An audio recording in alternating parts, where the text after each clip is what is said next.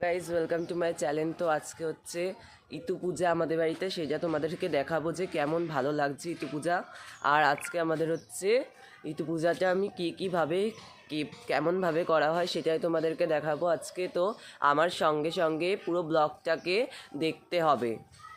আমাদের দেখিয়ে দিই, প্রথম ওয়েলকামের জন্য আলপনা করা হয়েছে এখানে যারা যারা প্রসাদ খেতে আসবে। তো আমরা আলপনাটা দেখাই, যেটা তুলসী তলার কাছে করা আছে। তো দেখো, এটা নিজে আমি এঁকেছি। তো আমি আলপনা দিতে খুবই ভালোবাসি। এখানে সবার বাড়ির ঘটগুলো ধুয়ে সিঁদুর লাগানো আছে দেখো। আর এখানে ফলমল আছে, আর হচ্ছে গাঁদা ফুল, তারপরে দুবলো আর আমের পল্ল রয়েছে, এদিকেও ফুল রয়েছে, এই যে নল। দেখো সব কিছু গোছানো হচ্ছে। মেন প্রসাদ যেটাকে নেওয়া হয়, এটাকেও পাটালি গুড়ি গুড়ি করা আছে। তো আমার দিদি হচ্ছে রান্না করছে দেখো, দৈল প্রসাদ। তো এটা সাদা হচ্ছে, গুড় দেওয়া হবে, উনুনে রান্না করা হচ্ছে।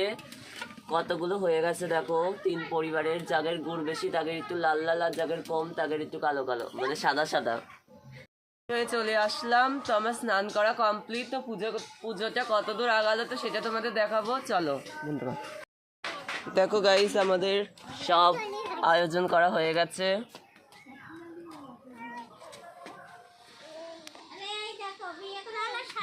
প্রসাদ দেওয়া আছে, এগুলো দোলো প্রসাদ।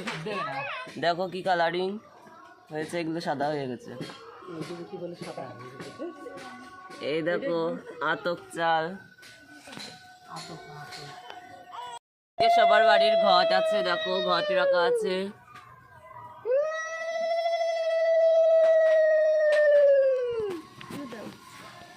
আমার দাদা পাঁচালি পড়া শুরু করে দিয়েছে। অবন্তী নগরে বহু ক্লেশে গত দিন কাটে ভিক্ষা করে, গৃহে বিদুষী রমণী দুইটি দুহিতা, ভিক্ষা বৃত্তি ভিন্ন তার কি উপায় কোথা। একদা ব্রাহ্মণ হেরে প্রতিবেশী ঘরে, মহল্লাসে সবে বসি পিষ্টকাদি করে, হইল বাসনা তার পিষ্টক ভক্ষণে, দুঃখ কষ্টে ভুলে গেছে নাই সাধ মনে। পত্নীরে ডাকিয়া বলি পিঠে আজ কর, ভিক্ষায় যাইয়া আমি করিব তা জ্বর। ব্রাহ্মণ সংগ্রহ করে পৃষ্ঠকে যা লাগে, গুড় তৈল যাহা কিছু আনে ভাগে ভাগে। ব্রাহ্মণী পরে থাক 2 জনে এগহন বনে, নিজ উড়ু হতে শির ভূমেতে রাখিয়ে, পলাইল সেটা হতে ত্যাজি 2 মেয়ে। কিছু পরে জাগে তার গভীর রজনী, চারিদিকে ব্রাগ্রাদির কি বিকট ধ্বনি, ভয়ে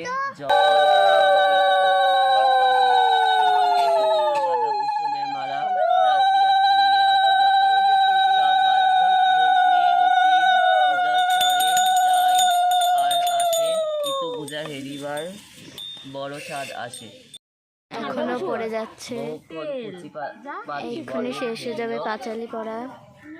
কোনো মতে কন্যাদান বরের করিল, ব্রাহ্মণের অনুমোচিত এই আচরণে সোনার সংসার তার ভাসিল তুফানে। দ্বিজ অন্ন নাহি জোটে থাকে উপবাস, কনিষ্ঠ কন্যার গৃহে ধীরে ধীরে আসি।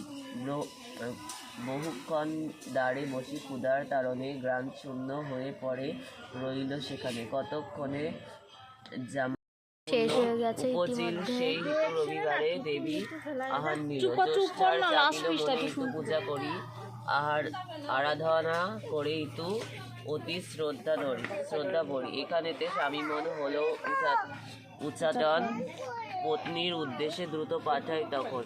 বহুদিন ধরে জ্যৈষ্ঠা যায় স্বামী ঘর, জননীর আনন্দে সীমা নাহি আর। সর্বজনে হেরে দেবী ইতু পূজা ফল, অসম্ভব সম্ভব হয় ইহাতের মঙ্গল। ব্রাহ্মণের দুঃখ সব দূর হয়ে গেল, পুত্র কন্যা লয়ে দ্বিজ মহানন্দে রোল। সুখের সাগরে সব ভাসিল আবার, সর্বকর্ম ত্যাগ করে ইতু পূজার সার। এই কথা শুনে যেতে একান্ত মনেতে, লক্ষ্মীর কৃপায় জেনে থাকে দুধে ভাতে। অপুত্র পুত্র লোভে না হয় খণ্ড, জয় মাতা ইতুকথা হলো সমর্পণ।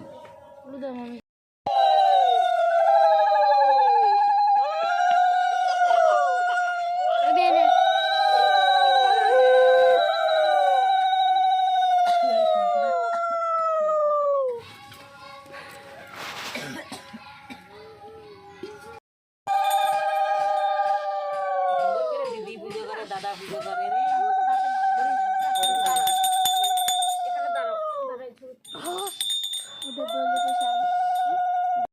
তো আমাদের ভিডিও এখন শেষ হয়ে গেছে, তো আমাদের পুজো কমপ্লিট। তো তোমাদের কেমন লাগলো অবশ্যই বলো, আর ভালো লাগলে অবশ্যই লাইকটা দিয়ে দিও। আবার দেখা হচ্ছে পরের বড ব্লগে দেখা হচ্ছে আবার পরের এপিসোড।